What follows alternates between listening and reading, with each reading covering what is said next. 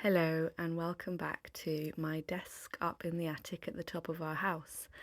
I'll be moving this desk hopefully in about a month's time to a new studio, so I thought in the meantime I would do a little video diary of all the pieces. So as you can see, there's quite a bit crammed in on the shelves and on the desk, and I'm hoping that by moving I'll have a bit more space to actually access all of these things that I find inspiring and tools that I have that I never use just because I never remember because they're all stored away. So one of the most important resources that I have is this little box. It's an old drawer and it's just full of postcards and pieces. So I'm going to bring a few out, like this photo, which is of a man and a woman sat having a picnic, and I just love looking at it and wondering what they were talking about and how happy they are. And there's a bottle of wine strewn on the floor. There's nothing written on the back to indicate who it was, but it's just such a lovely, lovely moment of joy that makes me so happy. It reminds me of my friends, really. Then this little book of poetry, I was handed this in a bar in Seville about 15 years ago. Okay, 2002? 2012. And we were just stood outside smoking, I think, and this man came up to us and handed it to me. And inside it are lots of beautiful little drawings and photos and poems that he had written. El olor means the smell or the scent. So that's one of my treasured possessions. And then here we have a little folder for negatives. I can't remember where I found this. I have no recollection, but I just really love the feel of the paper. And then inside it, it's full of negatives of sailors. Again, it's like this little window into different people's lives. I think that's one of ships. And for me to have this possession in my possession that once would have meant so much to someone, and they would have spent money to have had these negatives and developed, and I find it quite mind-blowing that this is now in my hands, and I'll never know who these people are. All I can think of is their travels of being away at sea, and so I have them in this little pocket, which is so beautiful just in itself as a piece. So I keep that and hope that one day it will turn into something. I'll use it. I don't know how, but I find it inspiring. Maybe a story will come from it. This is a bingo paper from a little old bingo game that I had. Again, I just really love the aesthetic of it. I love the stain of it. I love how it's slightly crumpled. I don't want to turn it into anything. I just like it existing as a piece as it is. This is a little postcard from the valley that we used to live in the south of France. There's a town called Lamellou-les-Bains, which was a spa town. And there's always, in the spa towns, there's always also a casino there, and people would go away on holiday and send a postcard to their loved ones. So I just really love the colours of this and the swallows on it. And the fact that there's also a message written on the back. Again, an old photo. I don't know if you can see very clearly on this, but the woman in the back is just looking directly at the camera, and there's something quite haunting about it. Who is that woman? Why do I have this photo? This is a quote, hearts are wild creatures, and it's an unfinished quote because the second bit is hearts are wild creatures, that's why hearts, I think that's why they live in cages, and so I just wrote it down and kept it. This is an embroidered postcard, forget-me-not, from either the First or the Second World War, I'm not sure. I have a bundle of postcards from the First and Second World War, and this one was somebody writing home to their loved one. I think somebody actually gave me that one. They sent it to me as a gift. This is my Winnie the Pooh book, which, as you can see at the top, it's been nibbled. My eldest son, Griffin, eats paper. So I rescued this book, which was mine when I was little, and then I gave to him, but he started chewing it. So now it's kind of given it a whole other history. So it might be damaged, but I treasure it even more because it has his teeth marks on it. And then these Lime brand gum labels, I just kept this because I like the font on the front. I like the feel of the old paper, that it's slightly yellowing. I just like it as a found piece, just as an object. And then we've got another photo. I really love, it's just the sky and the sea. And the way that it's framed around it and the frilly edge, it kind of is like a mini Rothko painting. I just like the colours on this postcard. It's architectural designs on a postcard, and I just really, that they're a kind of colour scheme that I think I used in some work. So I used it as reference. And then we've got another little Kodak wallet, that gorgeous illustration on the front. This one doesn't have any negatives, but again, the font, the design, it's just so beautifully thought out and gorgeous. Of course that would be kept. So different to designs now. And then this is a little sticker for putting inside your book, which I picked up in a bookshop in Seville, of a woman diving into a book. I think I've got another one somewhere of a man smoking a pipe while he reads a book. So yeah, there's just a little selection of a few of the little pieces of paper from my wooden drawer. I could go through all of them. There are so many from all throughout my life. And then I thought next we'd just have a look at this little corner here. There's the mantle piece that we knocked out the fireplace and put that up. And then it's got some little pieces on it. It's like these tiles, which my mum used to have. They were hers. And I think she picked them up on the Portobello Road in the 1980s.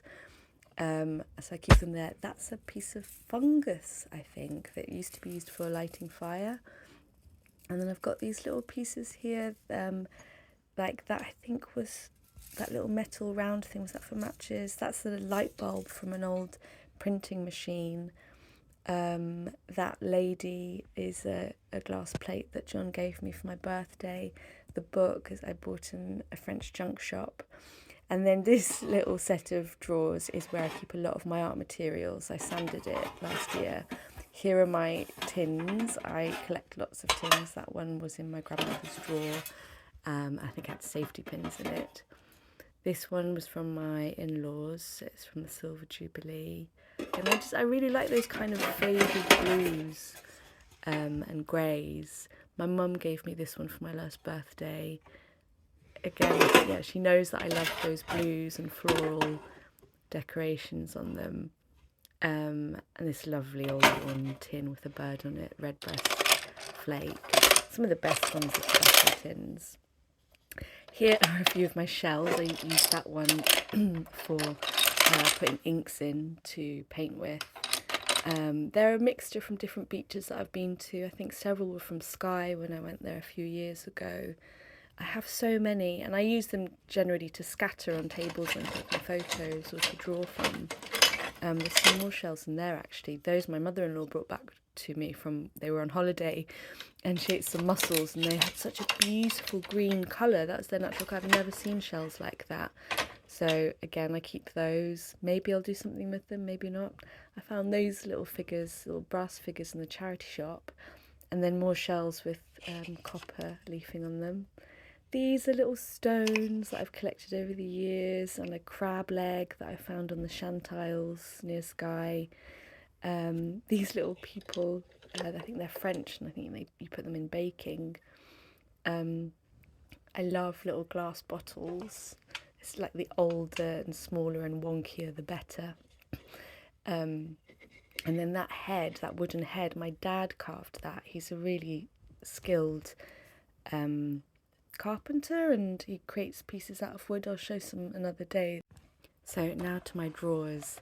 This is my top drawer, just full of pens and markers, lots of little colours. The second drawer, which has pencils. A lot of these were my grandmother's and I managed to rescue from her house.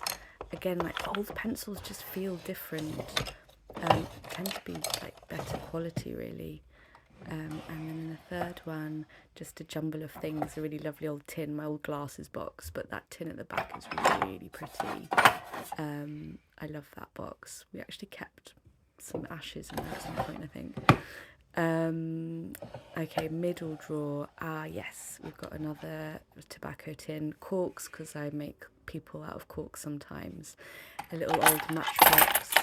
And then this I will show you more of very shortly.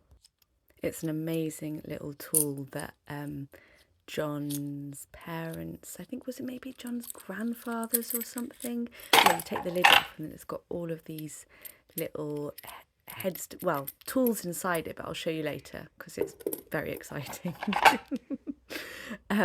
Anyway, so yes, and then we've got a bit of wax in there, and I think that's, yeah, for like polishing wood, and then the red wax for sealing letters. Down here we've got to open that one. That's just my charcoal drawer. Lots of broken charcoal in there, I'm sure. And then, yeah, all my lovely old ink bottles. Again, those were my grandmother's. I've used a lot of the inks. I still have some left over, but I just can't bring myself to let go of them. And they just all sit in there for now, and hopefully I'll have some place to display them. That's a little stamp book. It's so pretty. I don't think you could fit stamps in there anymore. And those are glass bottle lids. An old light bulb.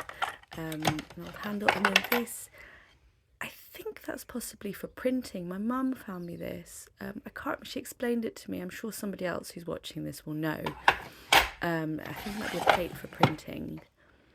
And then down there we have some more inks, which is generally what I work with most of. And then this little paint box of watercolours, which was John's dad's, and he gave to me. I'm very, very lucky with the things that people seem to hand down to me. It's a really sweet little box to use, and it just feels really lovely that it stays in the family and that I get to use it and get to use these materials. So let's see what's in the next one. More inks. Some really vibrant colours in there, I haven't used enough of actually. I'm really looking forward to getting back into just playing around with colour a lot more. And then more charcoal and pencils, white pencils, and materials that I just haven't been using enough of. So this was really lovely actually, revisiting them all. So there we go.